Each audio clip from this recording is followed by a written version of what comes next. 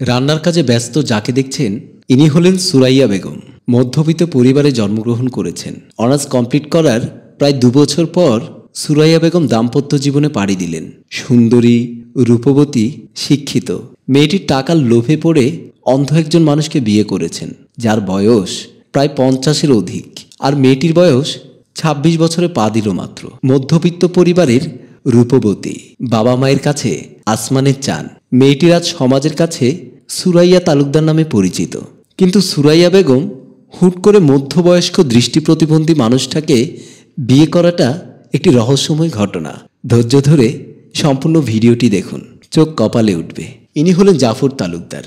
বিছানায় শুয়ে শুয়ে তার স্ত্রীকে ডেকে বললেন, কই তুমি, এদিকে একটু আসো না। কিছুক্ষণ পর সুরাইয়া তালুকদার এসে স্বামীর পাশে গিয়ে বসার পর বললেন, কি জন্য ডেকেছেন বলুন। আচ্ছা, তুমি বিয়ের দিন থেকে আজ অবধি আমাকে আপনি করেই বলছো। তোমার মুখে আপনি কথাটা আমার ভালো লাগে না। সুরাইয়া তালুকদার বলল, দেখুন, আপনি আমার প্রায় 25 বছরের সিনিয়র, কাজেই আপনাকে আমি তুমি করে বলতে পারবো না। তাছাড়া স্বামীকে আপনি বলাটা শ্রেয় বলেই আমি মনে করি। ও আচ্ছা, বুঝেছি। আচ্ছা ঠিক আছে, তোমার ভালো লাগে, আমার আর কি করার আছে। আচ্ছা যাই হোক, আমি ঠিক করেছি তোমার নামে এই বাড়িটা লিখে দিব। স্ত্রী অবাক এবং প্রচণ্ড হাসি মুখে জড়িয়ে ধরে বলল, তাই নাকি? হ্যাঁ, তুমি তো লেখাপড়া জানা শিক্ষিত মেয়ে। উকিল কি লেখে না লিখে সেটা তুমি আমাকে পড়ে শোনাবে। আমি তো অন্ধ মানুষ, পড়তে পারবো না। তাই বলছিলাম, উকিলকে একটা ফোন করে বলবে আসার জন্য, সে আসলে আমাকে বলবে। স্ত্রী হাসি দিয়ে জড়িয়ে ধরে বলল, আচ্ছা ঠিক আছে, তুমি কোনো চিন্তা করো না, আমি এখনই ফোন করে জানিয়ে দেব। স্ত্রীর মুখে তুমি করে কথাটা শুনে অতি আনন্দে অন্ধের ছলে স্ত্রীকে জড়িয়ে ধরার চেষ্টা করলেন। স্ত্রী নিজে স্বইচ্ছায় জড়িয়ে ধরে। তারপর জাফর তালুকদার আনন্দের সাথে বলল, তুমি আমাকে তুমি করে বললে, এতে আমি যে কতটা হ্যাপি সেটা তোমাকে বলে বোঝাতে পারবো না। স্ত্রী বলল, আচ্ছা ঠিক আছে, আমি যদি তোমাকে তুমি করে বলি, তাতে তুমি যদি হ্যাপি হও, আমি এখন থেকে তুমি করেই বলবো। সত্যি বলছো? সত্যি। এখন ছাড়ো, আমি একটু বাহিরে যাব, কিছু কেনাকাটা করতে হবে। এমন কথা বলার পর সুরাইয়া তার স্বামীর কপালে চুমু খেয়ে চলে যায়। এদিকে সুরাইয়ার সাবেক প্রেমিক রুহুল নামের ছেলেটি কফি হাউসে বসে সুরাইয়ার জন্য অপেক্ষা করছে। কিছুক্ষণ পর সুরাইয়া এসে বলল, সরি, আসতে একটু লেট হয়ে গেছে। আরে না, আমিও কিছুক্ষণ হলো আসছি। ও তাই নাকি?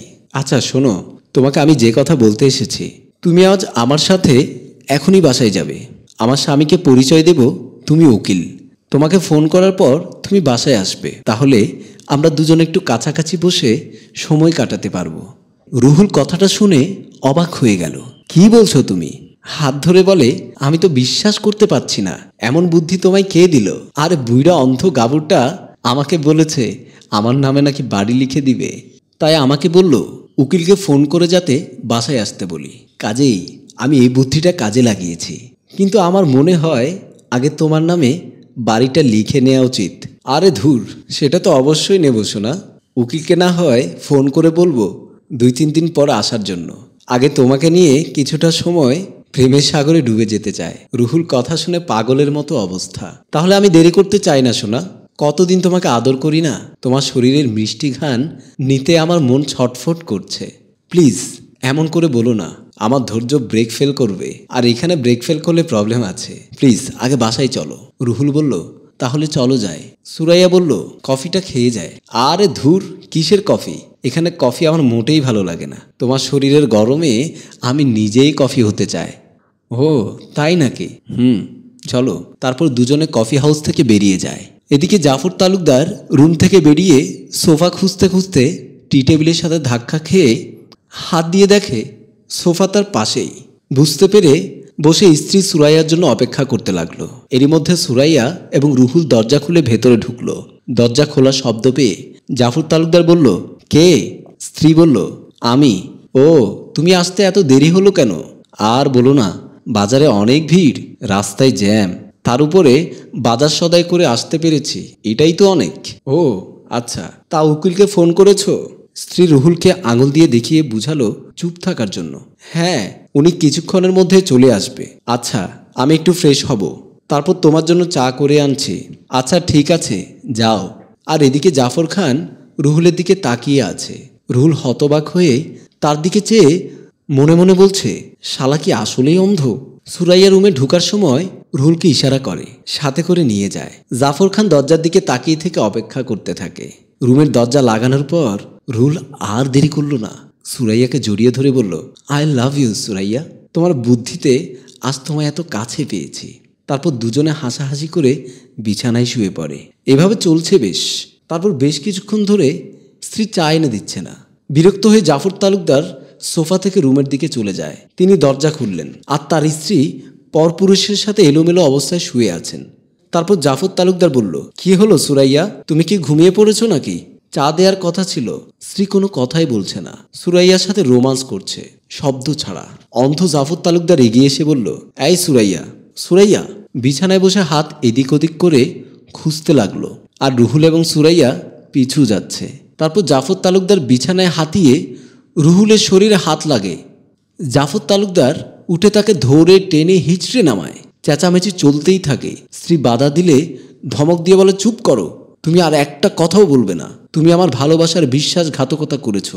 ছি ছি, আমার ইচ্ছে করছে মাটির নিচে ঢুকে যায়। তুমি কি মনে করেছো আমি অন্ধ? না, আমি অন্ধ সেজেছি। স্ত্রী এবং রুহুল অবাক।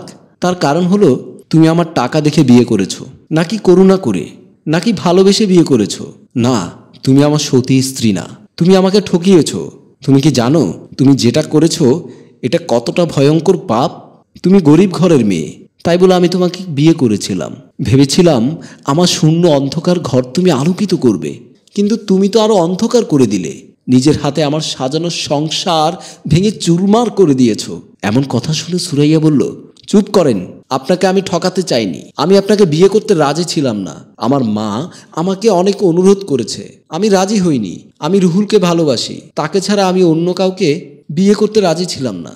কিন্তু এই শয়তান আমাকে সেদিন বলেছিল, আরে তুমি ওই অন্ধ বুড়োকে বিয়ে করলে প্রবলেম কোথায়? মাঝে মধ্যে আমি তোমার বাসায় যাব, তোমার সাথে আমার প্রেম ঠিকই থাকবে।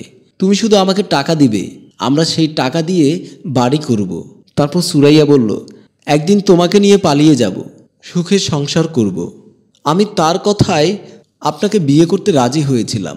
বিয়ের পর তাকে আমি আপনার অজান্তে অনেক টাকা দিয়েছি, কিন্তু আজও সে বাড়ি করেনি।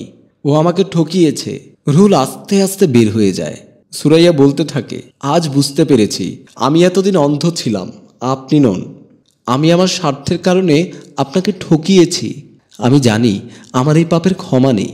কান্না করতে করতে বলে, সম্ভব হলে আমাকে মাফ করে দিবেন, আমি চলে যাচ্ছি। আর জাফর তালুকদার স্ত্রীকে ধরে বলে, দাঁড়াও, তুমি যখন তোমার ভুল বুঝতে পেরেছ, আমি তোমাকে ক্ষমা করে দিলাম। আর আল্লাহ যদি তার বান্দাদের মহা পাপগুলো ক্ষমা করে দিতে পারে, আমি তার নগণ্য বান্দা হয়ে কেন পারবো না? এমন কথা বলে জাফর তালুকদার তাকে জড়িয়ে ধরল। সুপ্রিয় দর্শক, পাপ বাপকেও ছাড়ে না।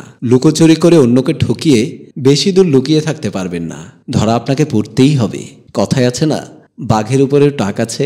গল্পটি যদি ভালো লেগে থাকে তাহলে লাইক, কমেন্ট, শেয়ার করুন। ধন্যবাদ।